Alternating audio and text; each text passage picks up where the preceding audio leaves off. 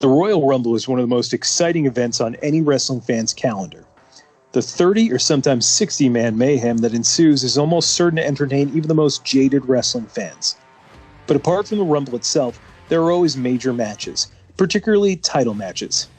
We've seen CM Punk battle The Rock, Bret Hart square off with Diesel, and Shawn Michaels take on The Undertaker. But as is always the case in professional wrestling, sometimes the matches initially planned don't happen. That's why we're counting down the top 5 Royal Rumble matches that never happened.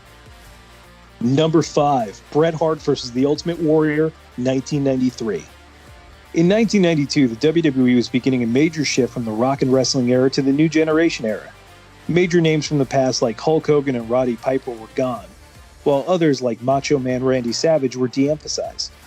One name from the previous era that was going to stick around in some capacity was the Ultimate Warrior.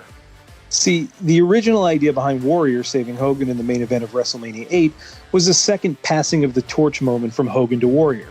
Dave Meltzer's Wrestling Observer from the time also mentioned the possibility of Warrior having to take the title off of Flair sometime in 1993.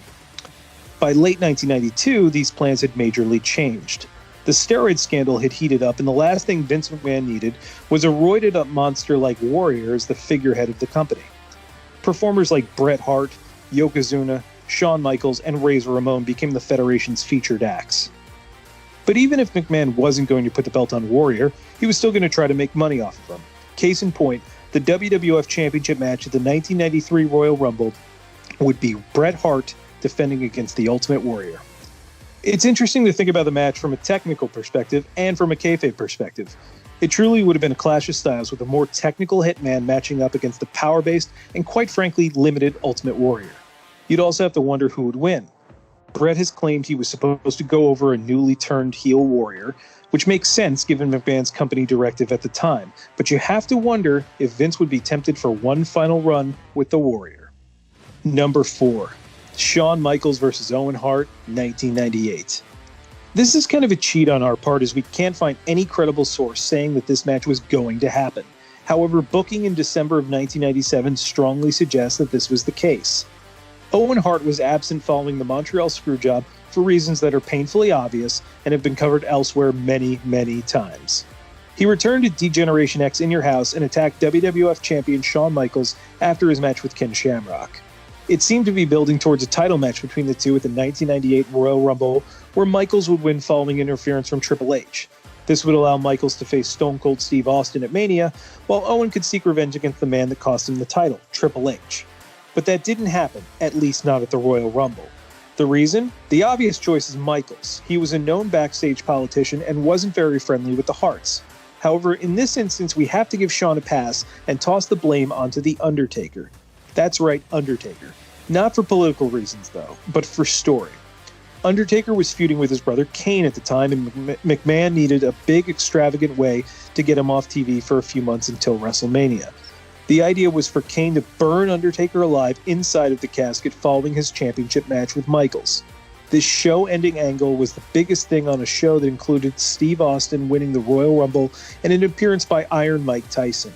It needed the main event spot, and Owen was simply a casualty of position. Number 3. Chris Jericho vs. RVD 2002.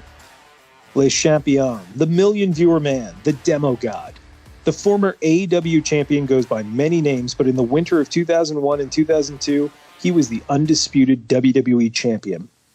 This was achieved by beating Stone Cold Steve Austin and The Rock in the same night, a fact that has been repeated ad nauseum over the years. He eventually went on to face The Rock again at the 2002 Royal Rumble, but did you know that Jericho's first pay-per-view title defense was originally supposed to be against the former Mr. Monday Night, Rob Van Dam? Van Dam entered into the WWF in the summer of 2001, where he quickly caught on as the hottest act in the poorly received Invasion storyline. Only 3 months into his tenure, and he was headlining pay-per-views alongside Steve Austin and Kurt Angle. Meanwhile, Y2J had just turned heel and unified the WWF and WCW world titles and seemed poised for a WrestleMania showdown with Triple H.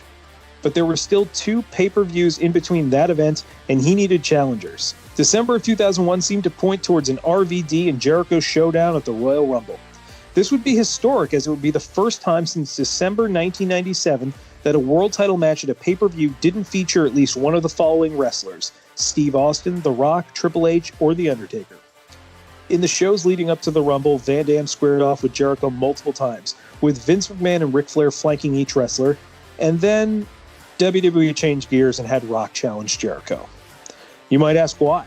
There are conflicting stories. Some say there was some heat between Jericho and RVD over words said after a match that some people weren't particularly happy with, and some say that WWE got cold feet by not having a star like Rock, Austin, or Triple H in the title match and felt compelled to put Rock back in.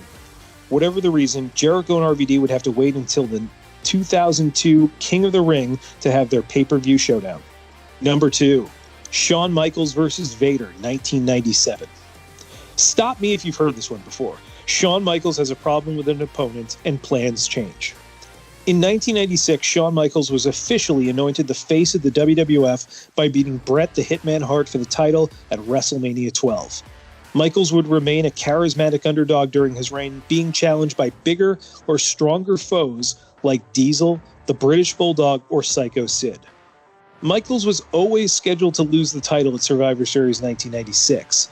In reality, he lost to Sid, but originally it was supposed to be Vader.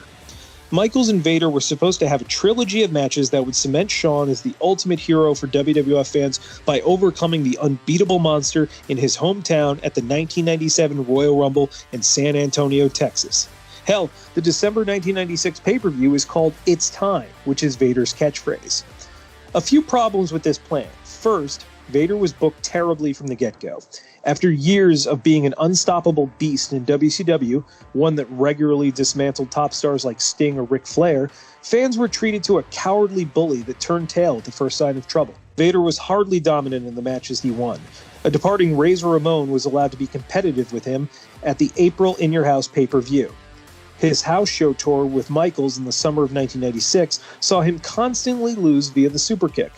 So by the time SummerSlam came, no one was really wondering whether or not HBK could knock out the big man. On top of all this, Vader sustained an injury in early 1996 to his shoulder, and it hadn't been allowed to heal properly. This severely affected his ring work, and he no longer looked like the old Vader. All this culminated in the office believing Vader should not be the guy to dethrone Michaels at Survivor Series and face him again at the 1997 Royal Rumble. The story played out exactly as it otherwise would have, but with Sid in Vader's role. Number 1, The Rock vs. Daniel Bryan. It's rare to see a match between two top stars of different eras while they can both perform at a high level. John Cena and The Rock was one example, and at the 2013 Royal Rumble, we got another, CM Punk versus The Rock. But did you know that it was very likely that The Rock could have faced off with another reality era star? Daniel Bryan was slated to face The Rock at the 2013 Royal Rumble if CM Punk refused to turn heel. On Colt Cabana's Art of Wrestling podcast, CM Punk described a conversation in which he was proposed a heel turn. If he accepted, he would hold the belt until the Royal Rumble, where he would lose it to The Rock. If he refused, Daniel Bryan would beat Punk for the title and he would take it to the Rumble.